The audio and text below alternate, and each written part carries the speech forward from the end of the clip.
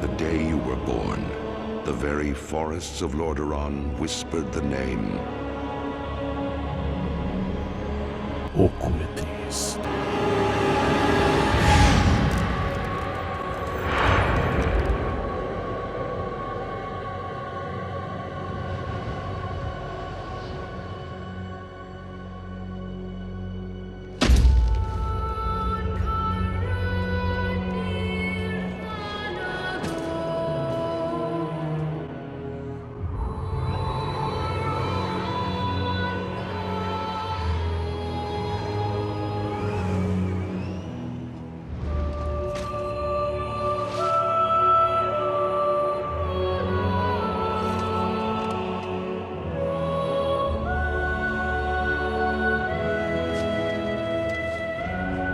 child.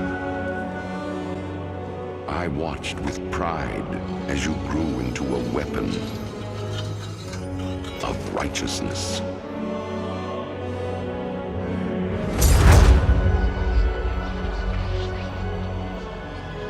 Remember, our line has always ruled with wisdom and strength. And I know you will show restraint when exercising your great power. What's up guys, Pidgeot here. My favorite build of all time. Really satisfying to play this build. I restarted with this and was the smoothest restart I ever had, and I wanted to push the limits. As every spell build, the best is you can do with it, you go low of life because it gives extra spell damage when you are on low life, and you can use more auras in your build. The mapping is so satisfying and really safe, thanks to the high evasion from the Grace aura. We almost hitting the evasion cap, which is 95%, so we basically can die from the physical hits. The only danger for us is the spell damage, but we have enough energy shield to take a few hits. On the defense side, we have only 6.8k energy shield because I'm using Legacy of Fury boots, which didn't give any energy shield, but of course you can use energy shield based boots if you want. I just wanted to use the boots in a build that is not Righteous Fire. We have really high evasion rating, so we almost can't die from attacks and projectiles. Elemental elements immunity because we're using Purity of Elements, so we can't be shocked or ignited, which is really good if you're playing energy shield based build, because the ignite is really annoying and it's preventing us to regen the energy shield. We're using Zealot's Oath to convert our life regen to energy shield regen, so we almost hitting the 500 energy shield regen per sec, which is really good and comfortable to play with it. Lastly, we have a really high chill effect, which is helping us to dodge almost any mechanic. On the damage side, I've done something I've never seen before. I used 2 Firelink in the build and we're using 2 active skill gem. Vortex on the left click, so we don't have to worry about the multiple button playstyle. The dual skill is we're using Wintertide Brand.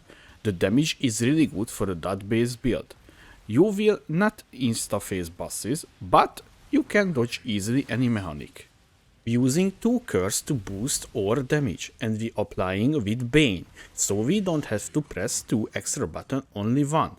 Because this build sucks at starving, and we need to use Bone Shield support for extra damage, I put Bone Shield support gem with the Frost Blink. This is why you see me using Blink even before the boss do something, because the chill zone will applying the Bone Shield effect. A simple rare wand with increased spell damage, cost speed, really important, the cost speed for the Wintertide Brand, and +1 to level of all cold spell skill gems. If you can't get this mod, you could get damage over time prefix instead of this. And I crafted cold damage over time multiplier on the wand. Using Prim's Guardian unique shield. With this shield we can reserve of our life and get more auras in the build. Really important to get this one and try to aim to even more dexterity on the shield. It will help you to fulfill the dexterity requirement. Rare gloves with cold exposure on hit and cold damage over time multiplier implicit. You can get this 2 mod with the new influence types. I used Perfect Fossil to get the quality of the gloves higher than 20%. It will help us get more energy shield.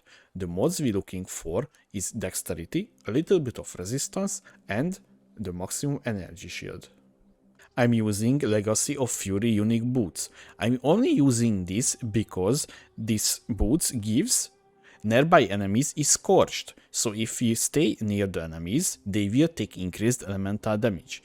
If you don't want to use these boots because you want more energy, you can use a rare boots instead of this with energy shield. I crafted one before I got the Legacy of Fury boots. It's up to you what you want. Mark of the Shaper unique ring.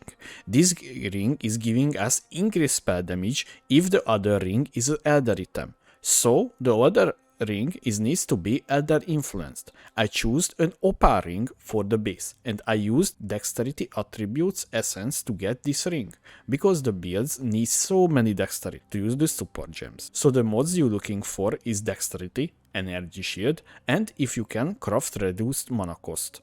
This mod is coming from the Betray mechanic, is of the Star unique amulet. It's important to have high mana reservation efficiency mod on this, because you will have more mana to cast. We are anointing Charisma for even more mana reservation efficiency of skills. And also we using this amulet for the plus level of all skill gems. Chevron's wrapping unique body armor, because we are on low life, any chaos damage can take down us easily, but with this, the chaos damage will not bypass the energy shield, so we don't have to worry about the chaos damage. Lastly, a rare helmet with Wintertide Brand has +4 to maximum stages. Before you start anything, you need the base with the enchantment. After that, spam the perfect fossil to get high quality. Then you need the increased maximum energy shield from the equipped gloves and boots, and increase frostbite curse effect mod. This mods is coming from the Ether of Words and Cyric Extract mod pool. The rest of the mods is you looking for is high energy shield and a little bit of resistance.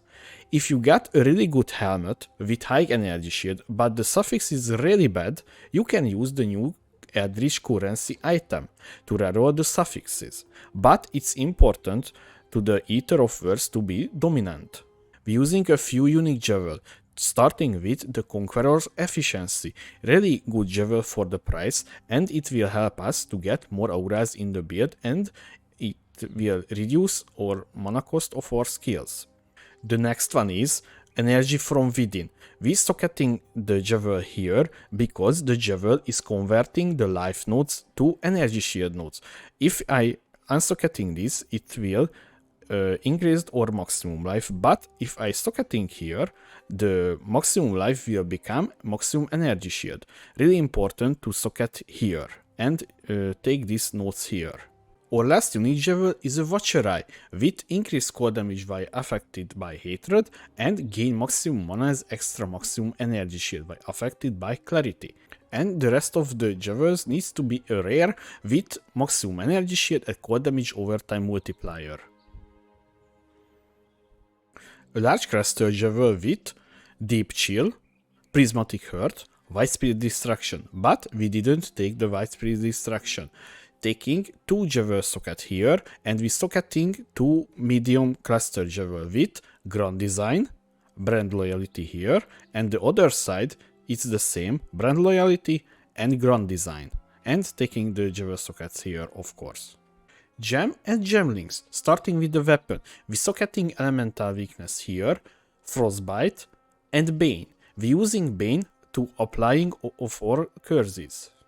In our gloves, Frostblink, this is our travel skill, Bone Chill, Arcane Surge, and increased aura effect. We using Frostblink with Bone Chill because it will help us to get more cold damage into the build. When fighting bosses, you need to precast the Frostblink to apply Chilling Zone. In our boots, we using Clarity with Arrogance support, Discipline, and Herald of Ice. We using Herald of Ice to increase our cold damage. In our shield, really important, we need to be socketing these auras here, Hatred, Zealotry, and lastly, Malevolence. In our helmet, we socketing Grace with Enlighten Free support, Summon Skitterbots, and Purity of Elements. As I mentioned earlier, we using 2 fire link because the damage will be higher with these 2 link. So the links is the following: Wintertide Brand with Elemental Focus, Awakened Contra Distraction, Efficacy, and Hypothermia. And the other skill is Vortex with Elemental Focus, Awakened Contra Distraction, Efficacy, and Hypothermia. I hope you enjoyed this short video about Wintertide Brand Occultist, and if you have any question, please leave a comments below in the comment section. Thanks for watching guys, and see you in the next video.